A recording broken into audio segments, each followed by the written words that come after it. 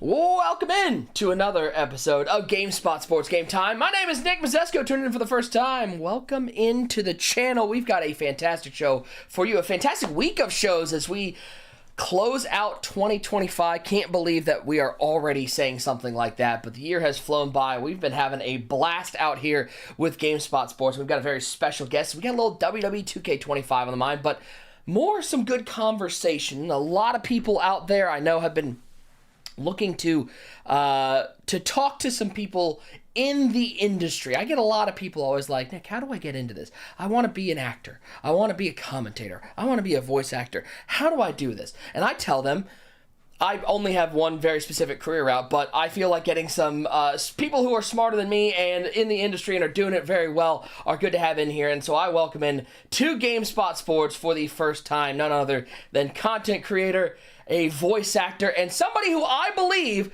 my wife said as she walked out the door, I wish you sounded like him, which is crazy to say that to me. I was already having a bad morning, but honey, I love you too. It is Adam McArthur joining us. Adam, welcome in. My wife was geeking out. What she's like, normally you just talk to sports guys. And I'm like, well, yeah, that's kind of, but we do video games, GameSpot things. So, but she's just a huge fan of yours, and definitely not. I'm only just a little bit jealous of your voice. Don't be jealous, man. Don't be jealous. That's amazing. What an intro. Hopefully I've got some good advice for these people who are good tidbits looking to get into VO. I don't know. Well, I don't know. I'm just a guy, man. I'm just a guy. That's what I always say is that there are a lot of people that are like, well, how do I get to do what you do? And like, and I'm like, listen, I'm just out here living my life. You are one of the most accomplished. You've got a very interesting resume because you've worked across video games, in anime, in other animations. Talk to me a little bit how you got into the industry. Was this something that you were like, I want to be a voice actor and this is what I want to do, or was it an opportunity that just happened to crop up and you ran with it? Yeah, dude, actually from very early on, I asked my parents for two things, like as a kid, like 7 and 8 years old. Can I get an agent? I want to be an actor. And can I do martial arts? And Heck yeah. And I begged them to do it. And when I was 11, they put me in martial arts. Still train today, still compete and all that stuff. And then when I was 16 years old for Christmas, they got me a 4-week acting class session at a place. I grew up in Northern California, so they got me a 4-week intensive at a place called Kids on Camera. And that's basically how it started. My 3rd week of class, I was like, yes, this is what I want to do. Kept taking classes there. And then, gosh, all the way back in like 1998 was my very first ever paid professional job, which was a voice acting job. And I pretty much, the thing about San Francisco is it's such a small, area for acting. Obviously LA, New York, those are kind of the big hubs, but in San Francisco, you kind of do everything. So if you're going to be an actor, you want to be able to do commercials and voiceover and on camera and indie movies and all that stuff, because that's the only way to make a living doing it is if you do everything. So I didn't ever think of it as something separate really until I moved to LA much later. But as soon as I figured out I could get paid to talk, I was like, I think I'm gonna keep doing that. I mean, listen, it's fun when you not only get paid to do something you're good at, but something that comes so naturally. And I'm curious, as you've kind of now been doing this for a while, when you look back at all the things that you have done, is there one specific style of voice? I know you've done, sort of the dubbing with the anime, you've done video game voiceovers, you've done actual acting. Is there one that you feel maybe most drawn to, or is it just as opportunities come up, you love taking it and diversifying what you're able to do? Dude, I just like having fun. I mean, that really is what it is. It's the thing that I've loved and that I've wanted to do ever since I was little. So it's, I'm just out here kind of living the dream. I mean, everything presents its own challenge. Dubbing is like, I always say, it's like for a voice actor, it's like rubbing your stomach and patting your head. There's a lot of, you have to be kind of in the moment with your acting and at the same time very technical because you're acting with inside of a box. You have your start point, your end point. You need to do everything you need to do within that and make it sound real and normal and all that stuff. That's always fun because you're kind of doing multiple things at the same time. Being on shows like Star versus the Forces of Evil, so like a Western animated series. I did that show for 6 years. I was on that from 2013 to 2019. 4 seasons of it. That was awesome. That's a different experience because everything is animated to what I record. So they're taking my voice and all the things that I add in addition to the script, and then that's what's getting animated. So you're really able in those situations to bring a lot of yourself and a lot of your own ideas and creativity to the sessions. And then, one of my longest running voiceover jobs is the voice of Disney XD. So I I'm was the gonna guy. say I've got some younger like cousins and family members, and I feel like I've heard your voice around the Disney XD sphere. Yeah, if you've had the channel on or it's been on in the background or whatever, I'm the guy who says, "We'll be right back with more Disney XD," or "We'll be right back with more Big City Greens on Disney XD." Like all of that, that's me. I've been doing that since 2017, I think. And even that is like I just have to pinch myself sometimes. I'm like, what is this life? Like what am I doing? It's just so even those are fun sessions. So Uh, I love hearing, especially like moments like that, because I feel like when you're in the industry and you're doing like you always have in your mind, okay, this would be really cool to do, or this is going to be something that people remember me for. What is the most common thing when you're out there at conventions and talking to fans that people are like, this is what I know your voice from? Because as a voice actor, it's not your face. They have to hear what you're saying. So there's got to be some sort of yeah. auditory clue that they go, okay, this is what I connect you to. Yeah, yeah. For me, it's two characters probably. I mean, listen, anime has exploded, so a lot of this is changing, but two characters specifically kind of are the fan draws for me at conventions, and that's Marco Diaz from Star vs. the Forces of Evil, and that's Yuji Itadori from Jujutsu Kaisen. My Yeah, wife's not both of here. which. I thought she was going to burst through the door like the Kool-Aid man when we said Jujutsu Kaisen. Okay, we're good. She's still at work. We're fine. You got to take her to see the movie. It's coming out. You got to take her to see it. I think she's told me when I said that you were coming on. She's like, ask about the movie. I'm like, you need to chill just a second. She's already excited for it.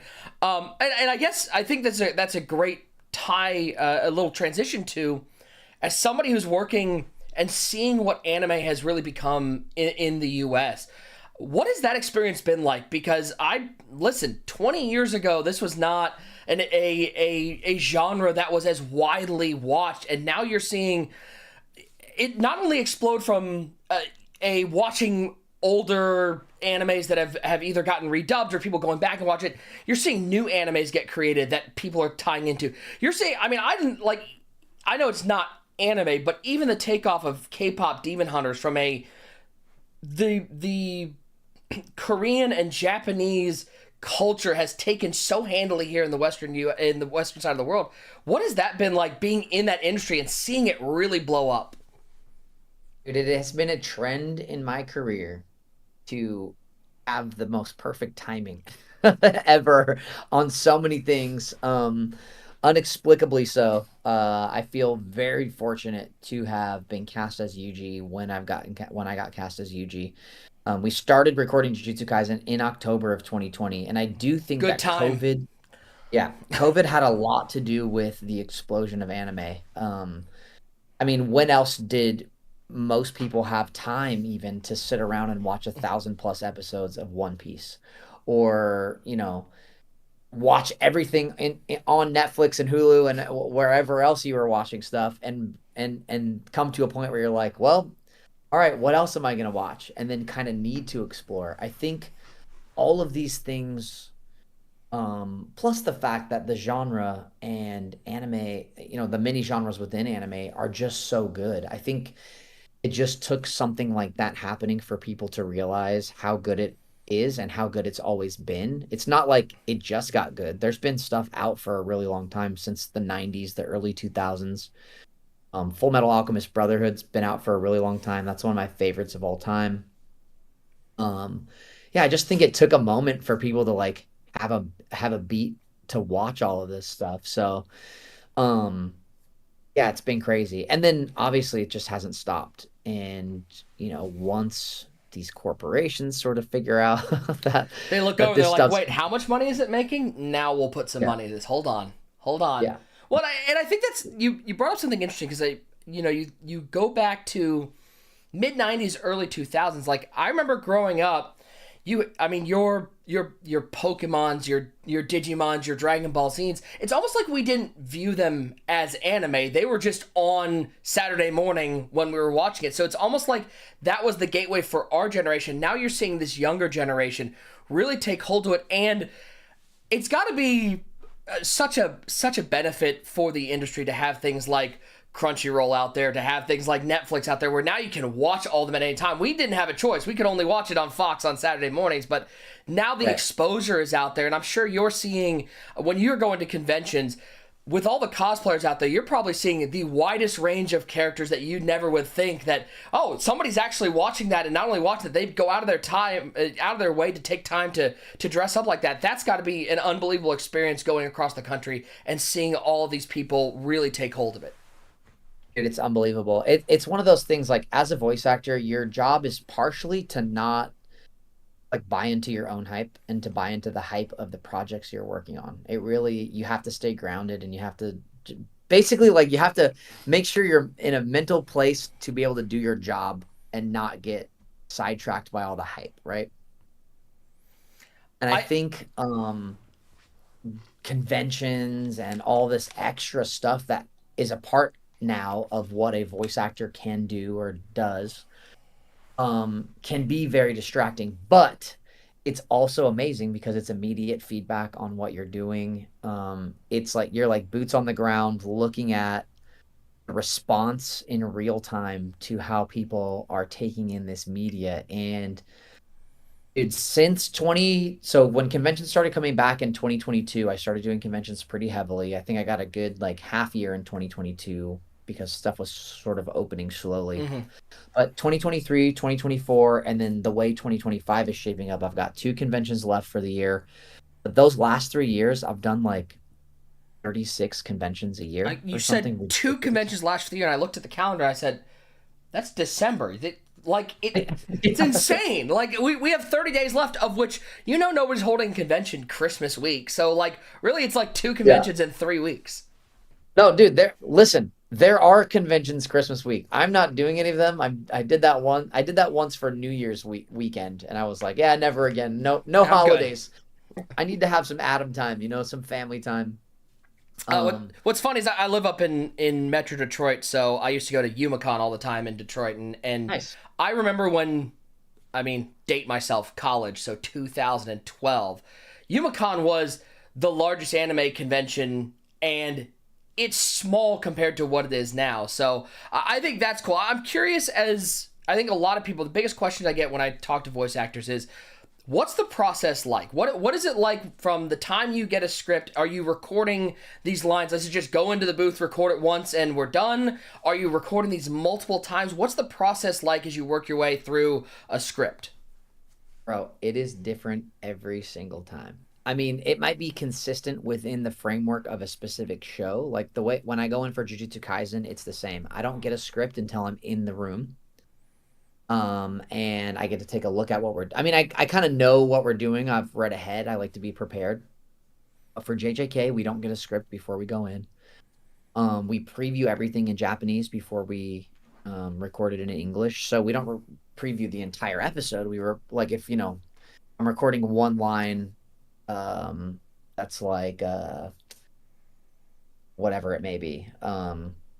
I don't know how I'll feel when I'm dying, but I won't regret the way I lived. Something like that. That's Mm. the line we're recording. I'll watch the Japanese version of it, and then we play it again, and they beep me in.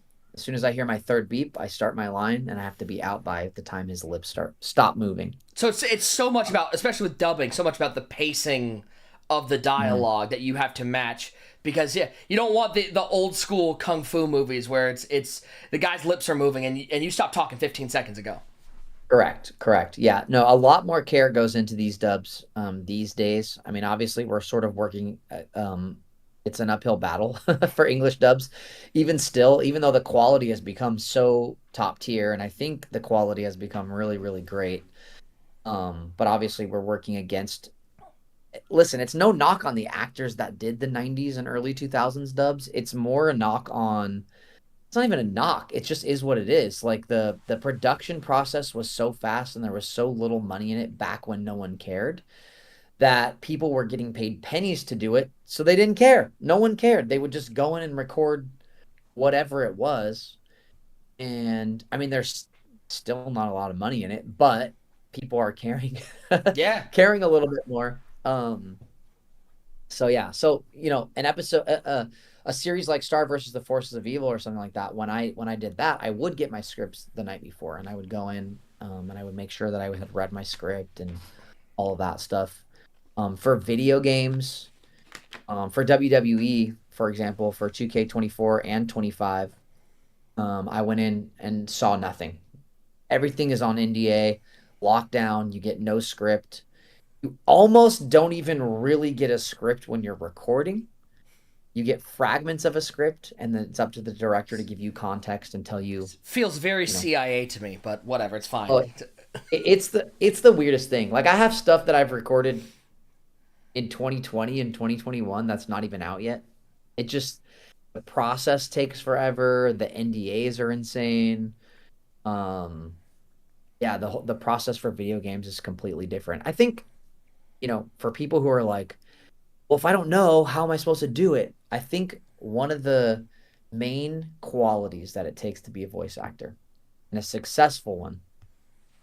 Somebody in the chat said, will it come out? I don't know. Who Maybe. knows if it'll come out? You do hear about these animated projects that take 10 years to come out, and you're like, how does that work? Well, the answer is there's so much going on behind the scenes, and let alone if there's ever any production changes or director changes or cuts that have to be made. It's insane that, it's not quite as easy as just go into the booth, record it, and it's out a week later. It's fine. Yeah. Some of them don't even ever come out. But wait, hold on. So what I was going to say was, the main quality I think for a voice actor to have is flexibility.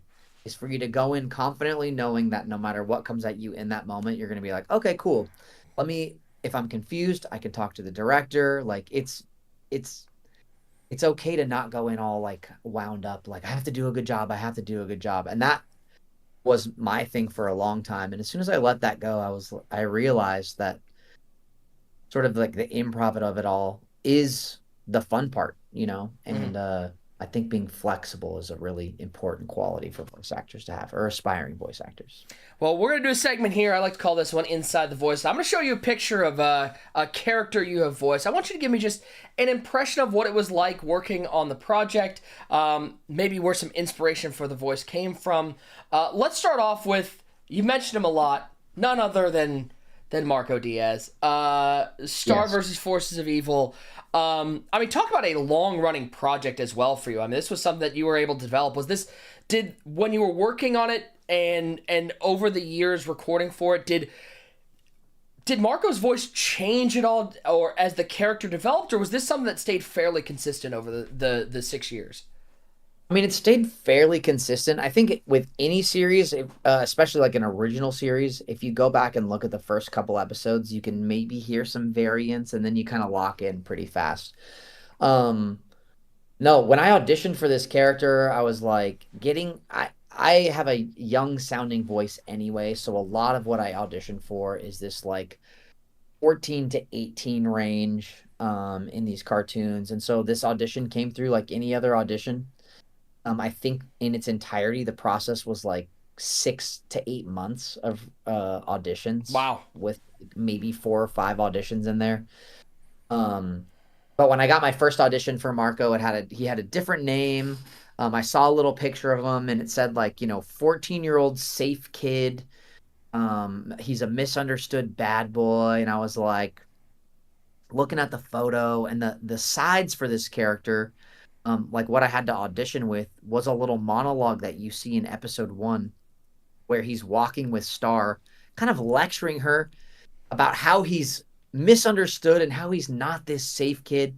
And he has a line where he says, you wear a helmet in the shower one time and everyone labels you for life. As this the safe kid. But as he's doing it, things are happening to her where he's like, oh, watch your step. That, kind of enforce that he is this like caring, safe kid. So, you just sort of hone in the voice. And then again, this idea of like being malleable and flexible. When I had my callback, I went in and there is a conversation about like, all right, here's what you did in your original audition. Here's what we really liked. Here's what we want to stay away from. Fortunately, in this instance, they were like, just just do what you did. That was great. Just don't Don't change change it. anything. Don't change it. Just do Yeah. that again, which has to feel validating for you that like the vibe was right. This was the right choice going into it. When they're like, listen, big thumbs up, keep rolling with that. Yeah, dude, except real talk, every actor is like, "Oh crap, I did that. What did I do in my audition? I hope I can do it again." Like, do I Can I still get sound like a that? clip? Can I listen back to it? Yeah. Yeah. Do I still sound like that? It's funny because I'm sure you'll bring up an anime character and maybe we can talk about it, but a lot of the anime characters these days want me to use my regular voice. And that is also one of those things where it's like, I'll audition and I'm in my own house when I'm auditioning in my own booth and stuff like that. And then I book a job and they're like, all right, you know, give us a sound check and I'll do it. But in my head, I'm like, I even still sound like that? Like, Is this how am I I still me sound? still? And I mean, did I get a cold last week and I'm like half an octave lower?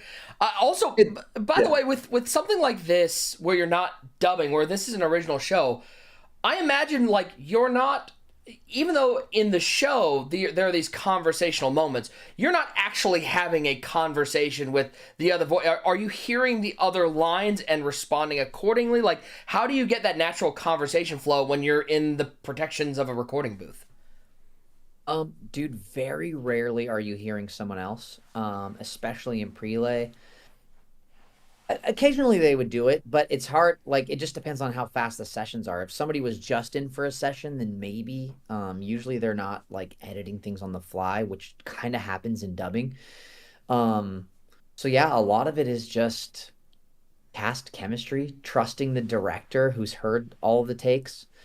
They're the ones. I mean, that's their job is to make sure that like, wait, what take did we choose for? Like in this instance, that's like that other character on the screen with Marco is named Kelly. So it's like, all right, what take did we choose for Kelly? Yeah, hers was a little bit more subdued.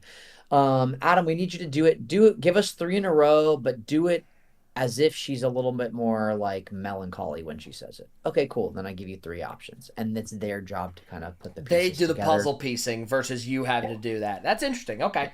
I mean, I think we've talked about it a little bit, but let's talk about Troy. Let's talk about Troy Oh, Simpkin. What a character. What a what a character. guy this guy. Troy Simpkin. All right. When I went in for this job, You were I wearing that exact suit, I hope. yeah, all linen, Oh, all the time. Let me beauty. tell you. Like Miami Vice, 1980. Let's bring it back, baby. Exactly. No, I went in. By the way, the 2K team is amazing. They are full of amazing writers, amazing people. I love working with those guys. And then the studio where we record everything, they're also this lovely couple, originally from Canada. They are just the best. I can't hype this team up enough. Um, when I went in, they were like, "All right, Adam, you get to voice a character named Troy Simpkin." And I had auditioned, but it was, this one we honed in a little bit. They were like, "He sucks," and we want. He's they're like, awful. we want him to be schmarmy and annoying, and the players who play this game are gonna hate you. And I'm like, Done. all right, well, this will be new for me. Again, I've been very lucky. I get to voice a lot of fan favorites, a lot of good boys, a lot of characters that are easy to like. But I was like, what? This sounds like fun. So Troy sort of has this like kind of schmarmy voice where it's like grating on a chalkboard, and it's not. It's bad. Like it's tough to like. You want to punch him at all Yes, times, which, in fairness, yes, in this video game, is appropriate. yes. And I've asked them. I'm like, when is he playable so we can just beat him up? Like we need to beat him up. I always have a lot of pride in my work. And gratitude for the opportunities that I get. And I am very grateful that I got to voice and am getting to voice Troy Simpkin, I really hope people get to punch him soon. When I announced my role as this character, like on my socials and stuff, I said, all right, listen, I'm sorry in advance. This guy sucks. Sorry. You will hate him. And you got to think that the uniqueness of Troy is that, the WWE video game is filled with real life people. There's not a lot of original characters in this, so getting to able to voice one of the original characters in the storyline and getting to do it in 2 years. Like, this was a character they went, we want to bring back in 2K25. That has to, again, you don't want to, you pat yourself on the back too much, but man, that's got to tell yourself that you've done not just a good job, but this is a character that is kind of integral to the experience of playing through this showcase and this story mode in the video game. Yeah, I do think it is fun to have characters to hate. I do think that it's going to be awesome if there is a point where you get to kick his butt. Come on, we need it once, 2K. Just one time, please. Just let the people have what they want. Let the people have it. Let's delve into the anime realm. And we start off, Rino Ishikawa, Kaiju number 8. This is, I was told I have to put this on here by my wife, so this is a wife's specific request. Cool. Definitely kind of a different feel from, especially from Marco. This is not the same character. This is definitely a different vibe. What was recording for Kaiju number 8 like? Kaiju number 8 caught me off guard. It caught me by surprise big time. So I auditioned for this on the heels of season 2 of Jujutsu Kaisen. And no spoilers, even though it's out. I'll give you an opportunity. It's been out for a while. Just go watch it. It's okay. That was a very intense season for me as Yuji. So I was like, man, I finally understand why some actors say they need a break from certain characters. And I auditioned for Kaiju number 8, and much like many auditions when they come out for shows, like when they're first casting like the main cast, I read not just for each. I didn't read just for Ichikawa. I read for Kafka. I read for Hoshina, a couple other characters in the series. But as usual, as soon as I read the character description for Ichikawa, and from what I knew about him from kind of taking a look at the manga and stuff like that, I was like, all right, this is my boy. He's another good boy. He cares about the people around him. His delivery is different than like a Yuji or a Marco. He's a little bit more reserved. Initially, he comes across as maybe kind of like a little bit of a loner, like just wants to dig into his work. A little brooding early on, especially like kind of quiet, like not in a like a darkness negative sort of way, just in like that kind of introvert, stays out of the limelight sort of way.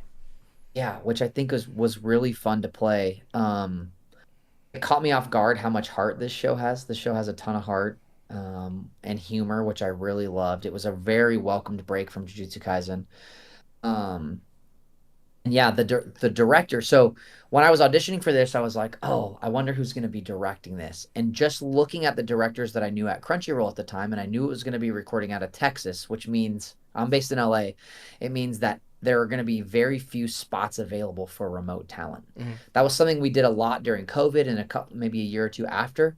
They've really pulled back things in-house in Dallas. So unless you're living there, you're not getting as many opportunities in anime if you live in Los Angeles. I was like, all right, let me look at the style of this show, which directors are over there.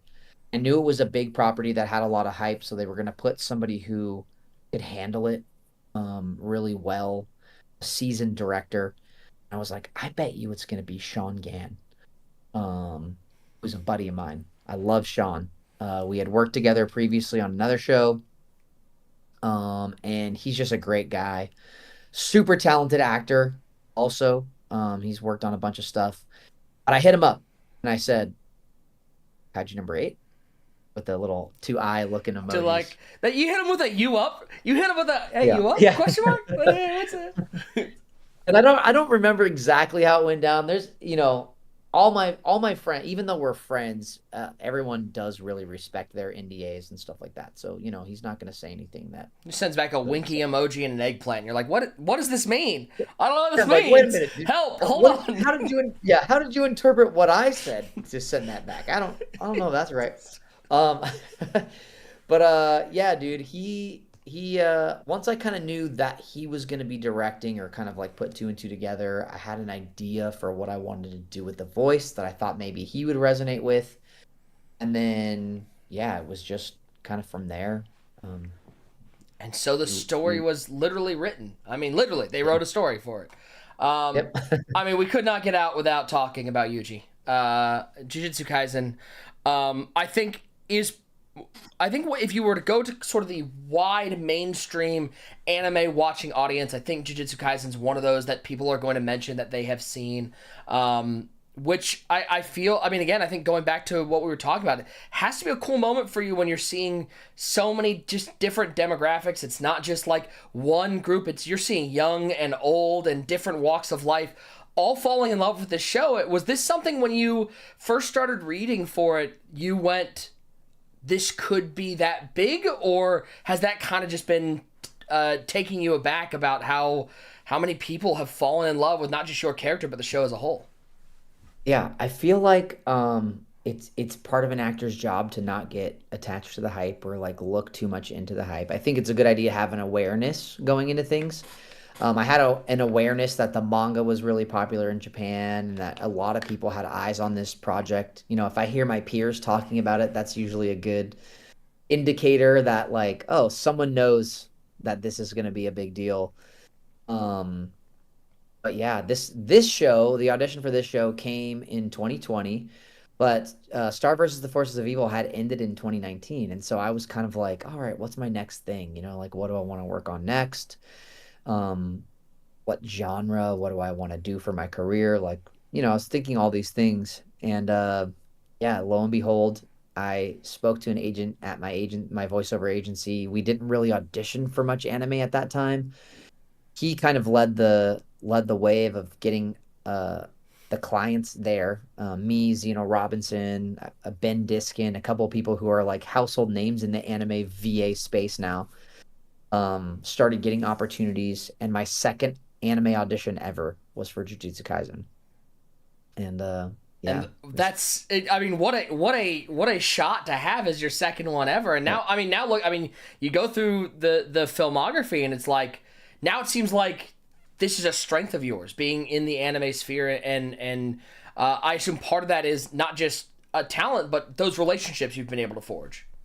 yeah, definitely, man. I think when I was thinking about like after Star ended, and I was like, all right, what's next? You know, like what do I want to do as a career move for my career?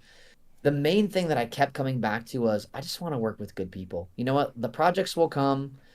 Um, at this point, I really just want to work with people that I like, that love their jobs, that we're having fun working together, and that has served me really well. And it's the same thing with conventions. You know, I think like going around and traveling, I'm very blessed with the JJK cast. It's a great group of people. Same with the Kaiju number 8 cast.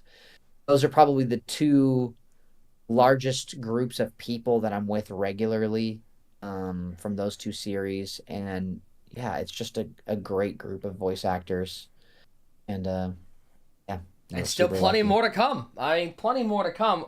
We're gonna get into our game time simulation. Now, you do supply a voice in this game, and I know that you were a WWF fan back in the day, so I had to bring back a little throwback. We're gonna have a match here between Lita and Zelina Vega. Now, I'm sure as somebody who works in the anime space, you've gotten to work with Zelina Vega a little bit, right? Like, this is one of the biggest anime fans, not in the WWE, in the world, it feels like. And while in the game, she's not coming out in one of her unbelievable costumes, she has proven over and over that she does know more than you, and she has some of the greatest in-ring attire that we have seen. Yeah, she's awesome. I actually first met her. I was teaching a voiceover class, and she was in the class, an online workshop, and she jumped in my online workshop. Um, Small world. Small world, and yeah, we've connected since then. I most recently saw her at the Demon Slayer movie world premiere Wow. at the Chinese Theater in Hollywood. She came out. I'm pretty sure if I'm remembering correctly, I believe she was in Oh, this is so bad. I am in the Demon Slayer movie, and I watched the Demon Slayer movie, but that's all I've watched of Demon Slayer so far. Aside from maybe like a couple of the episodes that I've been in. But I'm pretty sure she dressed as a character named Obanai. It's the character with the snake. Have you Yeah, seen it? Do you yeah, know what I'm talking yeah, about? yeah, yeah. Okay. Yeah, yeah. So I'm not wrong, right? That's No, correct? yeah, that's right. Yeah, you're right on, Perfect. dude. Yeah. Yeah. Okay, We'll cut great. that out. So We'll cut she it out was in post. It's fine. Nobody paid attention that he said he had. It's fine. It's fine. He knew it. He knew it off the top. Hey, listen, you can tell me if I don't watch it. That's fine. I don't I care. just have so many jobs and cool roles and things. I just can't remember them all. It's crazy. Well, it's not like I mean, yeah, whatever. It's fine. You can leave it in. It's no big deal to me. But she dressed in an Obanai inspired outfit at the Demon Slayer premiere, and she had a live snake with her on the No, red carpet. no. She brought the live snake to the premiere. Brought the live snake. Yeah, she absolutely crushes it. She's also, in that class that I did, insanely talented. Super, super talented. Yeah, I hope like she has nothing but success in all of the things. I mean, obviously she's killing it in the WWE space, but if voice acting is something she's, pursuing and doing, I feel like maybe I saw her announce that she worked on something. She did. Or maybe it was this game. What was it? Maybe it's the Because game. I know she did the. I mean, she did a ton of voice work for the game. Mhm. And I think it's what's interesting is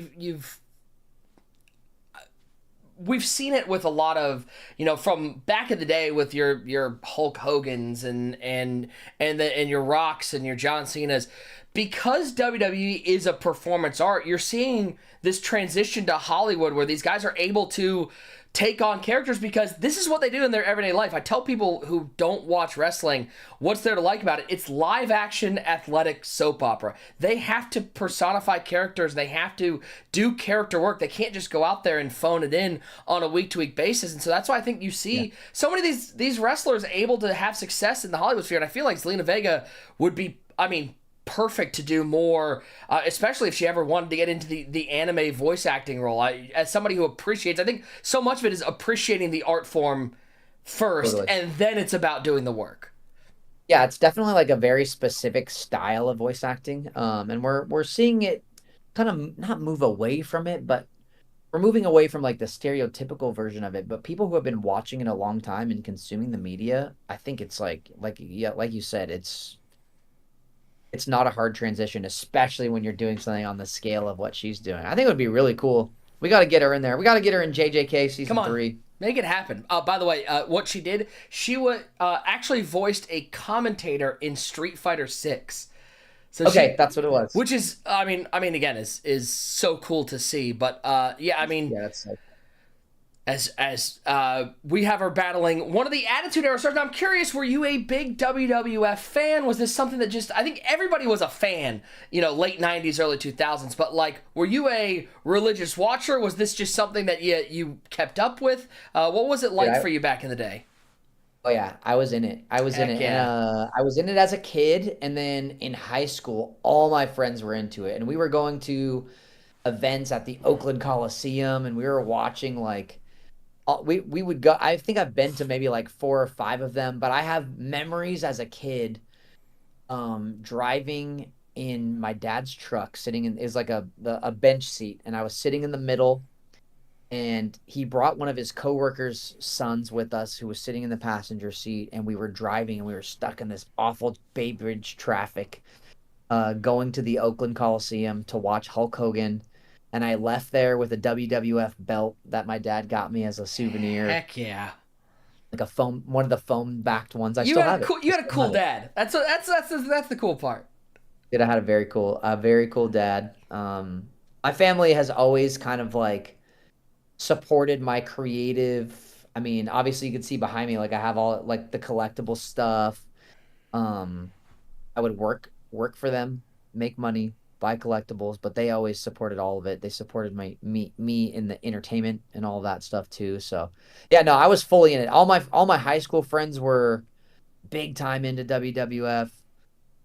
I Yeah, it don't was listen. I mean, it's don't get me wrong. It is huge now. It is pervasive now. But man, to get full boomer, kids don't understand what it was like. Is Zelina Vega just gonna win this?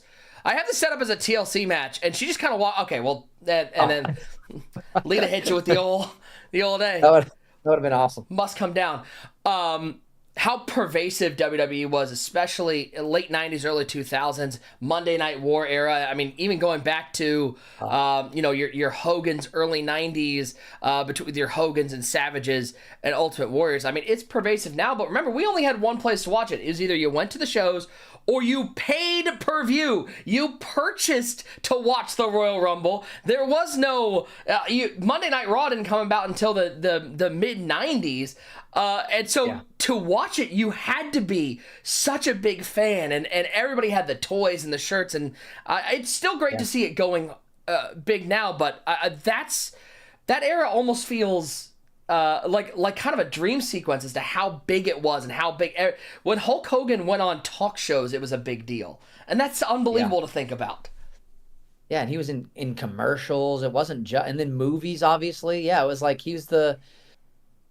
Yeah, it was definitely a really cool time. Actually, in this game, so besides Troy Simpkin, there was another thing that I got to do for this game that I'm actually very, very proud of. Oh gosh, I'm trying to think where it is. They have another, like when you're working through the story mode, there's another promotion that you're working your way through. Yep. I forget what it's called. It's not Next, is it? Well, there's NXT, yeah. NXT, yep. NXT. So I did the voice of an NXT announcer announcing like, coming up live on the next NXT, blah, blah, blah, blah, blah. And so I did this whole thing. And they were like, we weren't sure if we were going to have you do it, but can you give this a shot? And it was like 4 paragraphs of me going like, tonight on NXT. And it's like, I mean, there was spit everywhere. And in this session for WWE, I have a head cam on. So I'm wearing a helmet that has a camera directly in front of my face. So it's mapping my face. But I'm like fully in it for this announcer guy. You can't go half on that. That's not a thing. That's something you got to go full bore on. Well, also, like if I'm in a session and you tell me like, hey, we weren't sure if we were gonna have you do this, but we thought we'd have you give it a shot. Yeah, that gives you some motivation to do it, right? Yeah, if you give me a shot, I'm gonna blow that thing out. I'm gonna do it. You know? And whether you use it or not is on you. But I'm not gonna. It's not gonna be because I didn't give it my all. These two. I mean, going at it here in this TLC match, okay, they're tired. They did have to stare off a little bit. They were like, they've taken a lot of chair shots. Bulldog right on the chair. And Lita pulling Zelina Vega back to her feet. How about one more time? You liked it the first time? Here it is the second time. Hey, you want it the third time? We go 1, 2, 3? Oh, no, not to the table. Don't do it. Zelina, reversal. Oh, she got the elbow up. Nice STO. And now going into the submission, you can't win like this, though. You do need to grab the briefcase at the top of the ladder, but I like the move. Lita fighting out of this one. Oh, no. I would have loved to see what Lita could do in today's era. It's no secret that late 90s, early 2000s, women's wrestling was not the focus of the WWF at the time. But with what they've been able to do these days, I feel like she would fit in flawlessly with what they're doing. Her blend of athleticism and character work. Oh, don't. That's not legal anymore. The unprotected headshots, not a thing. Yeah, I don't know the latest rules. It's crazy because I've grown up, like I said earlier, doing martial arts and stuff, and so I've done judo forever, and I used to compete around the same time Ronda Rousey was competing. So I have like footage of me when I was younger doing judo tournaments, and then you would hear like, will Ronda Rousey please report to ring 2, like because we were competing at the same time. And so I followed her career all the way through like UFC and all that stuff, and then it's been cool to see her do WWE as well. For those who don't know, most people will know her from either WWE or UFC, but she took that judo background and it was her core fighting style. This was not like the holds and throws that she would do, and then when she brought it into WWE, she made that a big part of her moveset. So I that's got to be wild to see the progression from these tournaments to where she, I mean, a megastar now. I mean, one of the most, the baddest woman on the planet, and you were competing at the same time in the same building as her. That's got to be kind of wild to look at. It's pretty cool. Yeah, the other thing too that I've watched and regularly every season since high school, so since the late 90s, early 2000s. She hit the moonsault. She's good. Yeah. You gonna get a ladder, or what are we doing? All right, carry on. She's good. Is the Real World and Road Rules, and now the Challenge on MTV, and that's where Mike the Miz comes from. That's the world he comes from. So I used to watch him back in his reality TV show days. Oh my! With the then he had the spiky hair and through the table. Oh, superplex through the table. Zelina is not okay, and Lita does not care about winning this match. She's gonna hit another moonsault. Lita, get a ladder. Focus.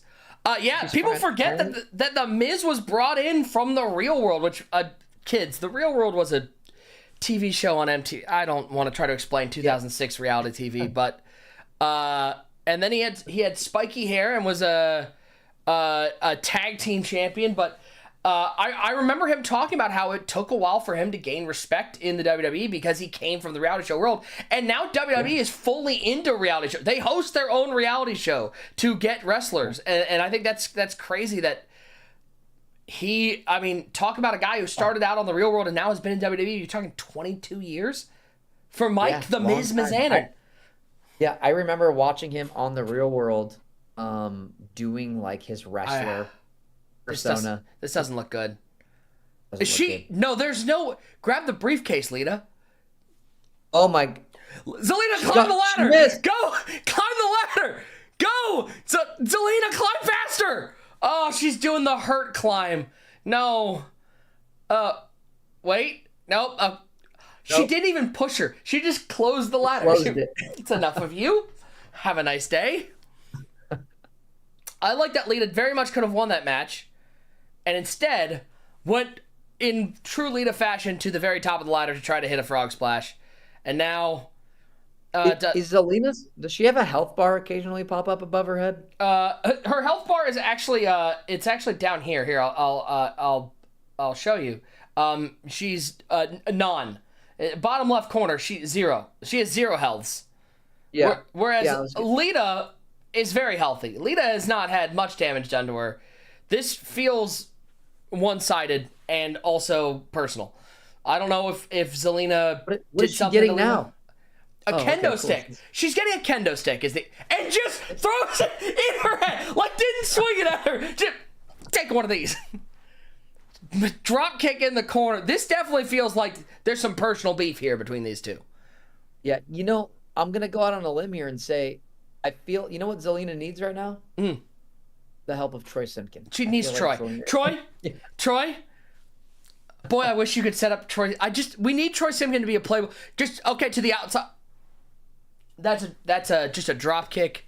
It's a leg drop to the outside. That can't have felt good to land out there. And now Lita is going to casually get to the top of the ladder and I think win. I would think there's nobody around. We're inside the Titantron right now. Can we get out of the Titantron just for a second? Zelina's up and it doesn't matter. Lita's going to take home the... Poor Zelina. Wow. Zelina's going to be feeling this one for a while. Yeah, we'll edit this one out. We'll let her know she won. She won. No, she definitely won. Yeah. I think, here's the thing. Zelina, as a fan of wrestling, would appreciate that she got to give up a win to Lita, one of the pioneers of women's wrestling. I feel like she would appreciate that. I feel like she would appreciate that WWE 2K gave us that opportunity to showcase her showing some love to old school wrestling, and I love that for her. I like this. Yeah, Probably not the kendo stick getting completely yeeted directly in her face, though. Yeah, that thing. I didn't know they could fly like that. I had a lot of rotation. That was out of pocket. It felt personal. Before we get on out of here, there's one thing that we haven't brought up, and it's something I'm excited for. Homestuck? Homestuck. Oh, my gosh, man. I told you, I keep getting these, unbelievable roles. Projects that are just like, what the heck is happening? Coming, I'm checking my watch. It's coming soon. That had to be a not just a cool project to get to be a part of, but one to work on. And it's got to be cool being a part of something that you don't really know where it's going yet. But I know I'm excited for it. Talk to me a little bit about what you're excited for with Homestuck. Dude, well, first of all, another amazing team. The team behind it, Sky Henwood, who's directing with Andrew Hussey, obviously the creator of Homestuck. Richard Horvitz, VO legend, is voice directing. So that's amazing. It's another series produced by Vivzy Pop, who's doing Has Been Hotel and Hell of a Boss, and those have had just like, insane receptions and all that stuff. It's just really cool. I had no idea what Homestuck was until very recently. It was just a little bit before or after my time, I guess. And I posted a video on my social media where I say, it's like a little joke video where I say things you shouldn't do. I'm pointing at a speech balloon that says things you shouldn't do at cons while your fans are waiting to see you. And then the video reverses and you see me just dancing, pointing at the sky with no audio. And you see everyone in my line just like waiting for me to finish filming this video. And there is a Homestuck cosplayer at the front of the line. And so everyone in the comments is like, OMG, Homestuck cosplay in 2025. That's crazy. And this was before the announcement of the pilot. And so I was like, Homestuck cosplay, what is everyone talking about? So I had looked it up to see what it was. And I was like, oh, cool. It's a webcomic, a webtoon, Mm-hmm. And then I freaking book Homestuck. It's the voice of Dave. And I'm like, dang, all right, well, what is this thing? Let me look into it. And I got to see the pilot episode right away.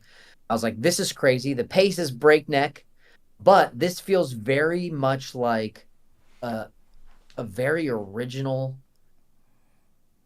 nothing else is like it. Kind of has some Scott Pilgrim vibes, which has its own cult following. So needless to say, dude, I'm very stoked for Homestuck. I hope that it goes to full series, that we get to actually do a good amount of episodes of this. I think there's so much cool material there that's like ripe for adapting to this medium. And I'm super excited about it. It's gonna be cool. Well, before we get you out of here, we're going to do a quick 2-minute drill here on GameSpot Sports. Rapid fire, first thing that comes to your head. All right. Adam, are you ready? I'm ready. Let's do it. Adam, favorite video game growing up? Halo. OG Halo? We're talking Halo 2, Halo 3. What's your favorite? I mean, Halo 3 is probably my favorite. The correct move. Yeah. I loved Halo 3. LAN parties in the dorm room. That's where I lived at. Loved Halo 3. Your favorite anime that you're not voice acting in? Noragami. Good answer. Great answer. Classic answer. Most unique character you've gotten to voice? Oh, gosh. I'm in a video game called Date Everything, and I voice a trash can. Heck yeah. I love that. That's awesome. Put that on the IMDb. Your favorite convention to go to every year? Oh, man. Dude, they're all so good. I go for fun usually, and I do a lot. I mean, I do a lot of work there, but I am there for fun mostly. San Diego Comic-Con. Yeah. San Diego Comic-Con, it's the mecca. It's unbelievable. It's unbelievable. Low key, by the way, for anybody who's looking for, I mean, I know SDCC is the big one. Dragon Con, a lot of fun. If you ever get to Dragon Con, awesome. I've never been, but I've heard it's amazing. It's awesome. It's unbelievable. Let's frame this as a historical show you wish you would have been able to work on. Is there one you look back to like, man, wouldn't it have been cool if I got to do that, even if you weren't, I don't know, alive? Yeah, definitely Teenage Mutant Ninja Turtles. Heck yeah. Every iteration and any iteration, even if we're talking being in the live action movie, whatever. Yes, anything TMNT would have been amazing, still could be there. Favorite Ninja Turtle? Who's your Ninja Turtle?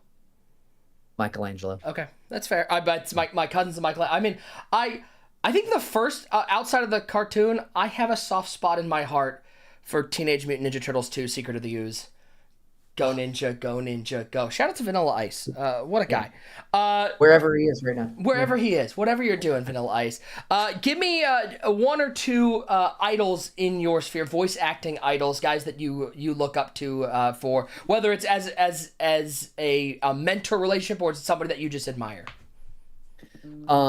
Dude, I admire a guy named Fred Tatasciore. He's the voice of Hulk in everything right now. He's Soldier 76 in Overwatch. Oh, He's literally in everything. everything. And he is the sweetest, most humble, everyone loves to work with him guy, and that's why I look up to him. It has nothing to do with his talent. It has everything to do with the kind of person he is. Another guy is Scott Menville. I love Scott. Another great dude, super talented. I needed something at one point. I had some questions about something that was happening work-wise for me, and Scott picked up the phone, walked me through it. Just super generous with his time.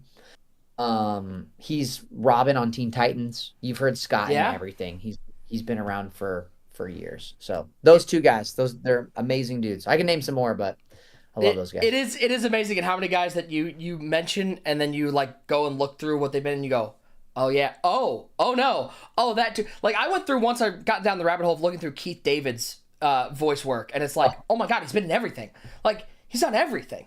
Yeah. Last but not least, this is the question, and I don't want you to keep in mind that it's your job, okay? As a viewer, dub or sub? Yeah, caught you off guard with that one. I mean, the truth is, and maybe it is because of my profession, but I watch both. Okay. My wife does too. She watches the sub first, then she goes back and watches the dub. Yeah, I do enjoy watching both. I think it does provide a different experience, and that's not in a good or bad. Different. Especially current shows. I think it's just different. And a lot of times people, whatever they watch first is the character they get attached to. And yeah, I'm okay with it is okay to watch them both.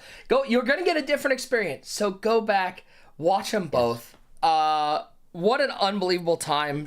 I appreciate you letting me pick your brain a little bit, because I think there are a lot of people out there that will find some of these tidbits, whether they are looking to get into the industry or whether they're just interested.